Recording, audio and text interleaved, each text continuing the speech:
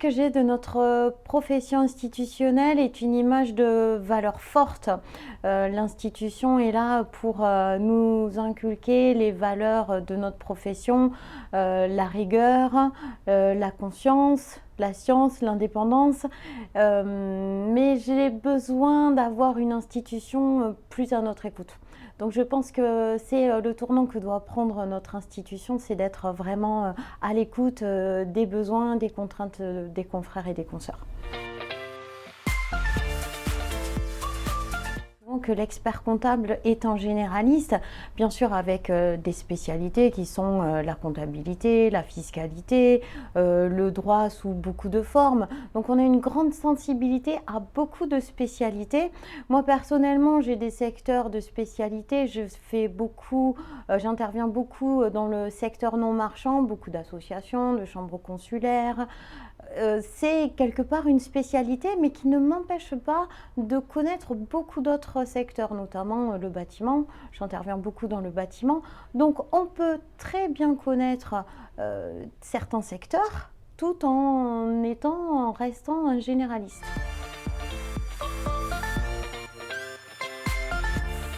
L'intelligence artificielle, c'est un grand débat actuellement dans notre profession.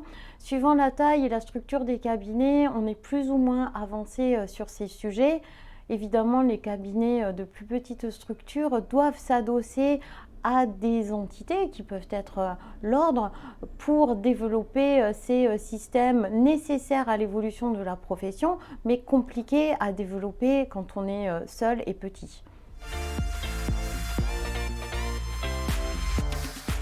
La prérogative principale du conseil régional, c'est d'écouter, surtout d'accompagner et aussi également de défendre les confrères et les consoeurs de la région dans leur quotidien, que ce soit les problématiques qu'ils pourraient avoir face à leurs confrères et consoeurs, ça peut arriver, face à leurs clients, face à toute contrainte judiciaire également.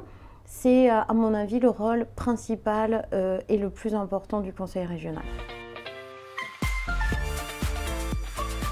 Si je rencontre un jeune expert comptable qui a envie de créer son cabinet ex nihilo, je vais l'accompagner, le pousser à le faire. C'est la plus belle aventure qu'il vivra dans sa vie. Pas la plus facile, mais certainement la plus passionnante. Son aventure commencera par l'accompagnement de ses clients, la découverte de ce qui va être plus tard sa spécialité. Et vraiment, je serai à son écoute pour l'accompagner. Notre profession historiquement est une profession libérale et pouvoir encore aujourd'hui prétendre à créer un cabinet ex nihilo, c'est le fondement de notre histoire professionnelle et j'espère que ça pourra encore exister.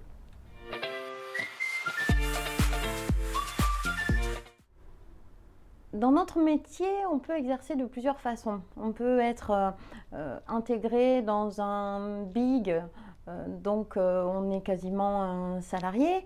On peut être associé d'une grosse structure ou complètement indépendant. J'ai eu un petit peu l'occasion d'exercer dans ces différentes formes.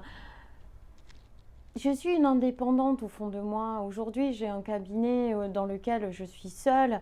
Je suis complètement libérale et pour moi, c'est la plus belle façon d'exercer mon métier. 3 régions qui entraînent une Nouvelle-Aquitaine composée de 12 départements, entraînent la rencontre de cultures qui sont fortes et différentes, qui se rencontraient peu jusqu'à présent. Aujourd'hui, on a besoin à la fois de retrouver notre culture initiale, de retrouver les conseils régionaux que nous connaissions jusqu'à présent. Pour autant, on a également besoin d'avoir des communications globales qui concernent l'ensemble des 12 départements. J'étais associée dans un cabinet de plus grande taille, l'interprofessionnalité, j'en avais assez peu besoin puisqu'on avait beaucoup de compétences en interne. J'exerce aujourd'hui dans une ville de taille moyenne, voire petite, certains diraient. Donc je connais les professionnels, que ce soit avocats, notaires, je les connais personnellement et on échange énormément nos dossiers, nos compétences et l'interprofessionnalité se fait très naturellement dans un réseau qui se veut quasiment un réseau amical.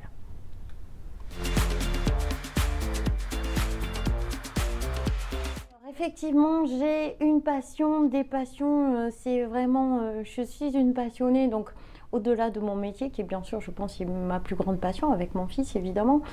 Je suis passionnée par les relations humaines, par la psychologie, par l'écoute, par tous les échanges qu'on peut avoir entre humains.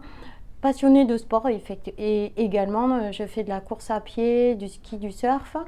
Mais vraiment, la relation humaine, je trouve que c'est ce qu'il y a de plus beau dans la vie.